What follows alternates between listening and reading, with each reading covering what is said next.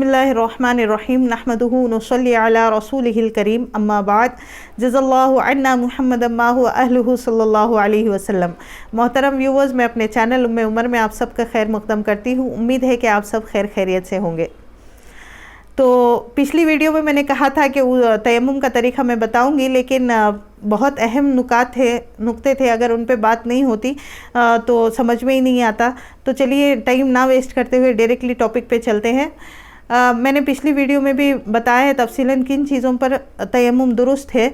अब यहाँ पर मैंने कल बताया कि ज़मीन से हटकर जो चीज़ें हैं, चावल, गेहूँ, मतलब तांबे के बर्तन रखे हुए हैं बहुत दिनों से, कपड़े हैं, इन चीज़ों पर क्या तयम्मुम दुरुस्त होता है? जी नहीं, हरगिज़ तयम्मुम दुरुस्त नहीं होता। हाँ, अलबत्ता एक सूरत ऐसी है कि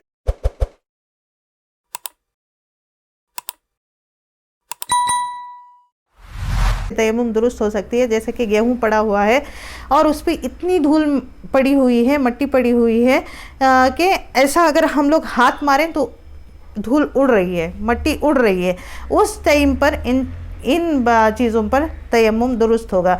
चाहे गेहूं रखा हुआ हो, चाहे चावल रखा हुआ हो, ऐसी जगह पे पड़ा है जहां पर मट्टी या धूल जम रही है उसके ऊपर, और अगर हम लोग हाथ ऐसा मारें तो एकदम उड़ रही है धूल, उस वक्त में तयम्मुम दुरुस्त हो जाएगा। वरना इन चीज़ों पर तयम्मुम दुरुस्त नहीं है। अलबत्ता जो मट्टी की असल है उन चीज़ों पर तयम्मुम दुरुस्त हो जाएगा, अगरचे उस पर धूल मट्टी ना हो।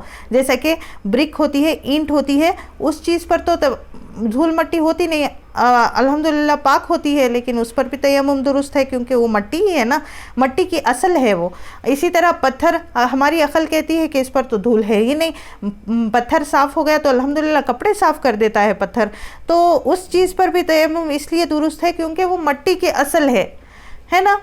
तो जहाँ पे अकल काम भी नहीं करती लेकिन मट्टी की असल है तो उस चीज़ पर तयम्मुम दुरुस्त हो जाएगा। अभी तयम्मुम का तरीक़ा क्या है?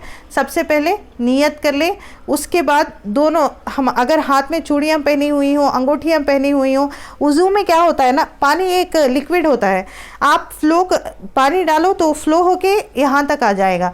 लेकिन तयम्मुम हम किस पर कर रहे हैं? धूल और मट्टी पर कर रहे हैं। अब वो फ़्लो होने वाली चीज़ तो है नहीं, है ना।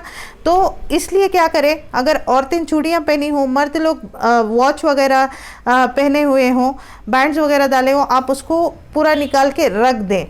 अंगूठियाँ पहनी हुई हैं, मर्दों ने वॉच पहना हुआ है तो उसको निकाल के रखते हैं। औरतें अंगूठियाँ जो कंगन वगैरह पहने हुए हैं निकाल के रख दें। अगर निकाल के नहीं भी रखा तो इस तरह से तयम्मुम करना है कि वो वाली जगह मल कर मट्टी वहाँ तक, मटली मतलब एकदम हम झटक तो देते हैं ना, धूल जो लगी हुई है वो वहाँ तक पहुँच जाए।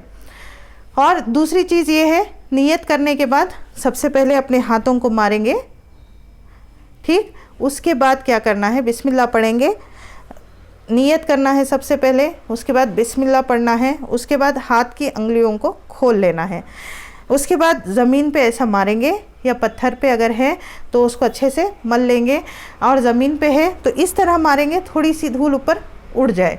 अब क्या करेंगे, हाथों को ले, एकदम वो मट्टी के हाथ मुंह पे नहीं मलना ताकि चेहरा ही ख़राब ना हो जाए, तो थोड़ा सा ऐसा झटक ले, झाड़ लें ऐसे से। कैसा, ये 2 वीडियो से मैं तरीक़ा बता रही हूँ झाड़ने का, इस तरह से झाड़ ले। अब पूरी धूल गिर गई, अब बचा रह गया मेरे हाथ में क्या, मट्टी की थोड़ी सी ये बची रह जाएगी, एक लेयर। अब उस लेयर को क्या करना है, मुझे चेहरे पर अच्छे से मलना है ताकि एक बाल बराबर भी, एक नाखून बराबर भी जगह सूखी नहीं रहे। अगर आप मलने में किसी जगह मिस कर रहे हैं ना तो फिर तयम्मुम नहीं होगा।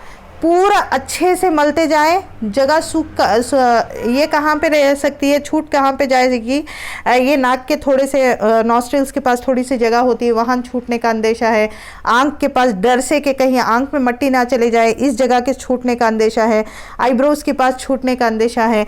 ऊपर के बाल यहाँ पे होते हैं जहाँ पे पेशानी से ऊपर, वहाँ छूटने का अंदेशा है। तो उन जगहों को अच्छे से मलना है। ऐसा नहीं कि मट्टी लेके अरे एक बार यहाँ पे मल लिया तो हाथ में देख रहे हैं अभी मट्टी नहीं है, फिर से दोबारा, नहीं, एक बार मार लिए, ख़त्म हो गया। आपके हाथ में जितनी भी आई इतने से ही अपने चेहरे को मल लेना है। तो चलिए तीसरी चीज़ अगले वाले वीडियो में डिस्कस करते हैं। अभी के लिए कितनी चीज़ें हमने सीखी, नियत करना, बिस्मिल्लाह पढ़ना, फिर हाथ को मार के चेहरे पर अच्छे से मलना है। और इसका तरीका हमने आज डिस्कस किया। इसके बाद का पार्ट अगले वाले वीडियो में आप ज़रूर देखिएगा। अस्सलामु अलैकुम वरहमतुल्लाहि वबरकातुहू।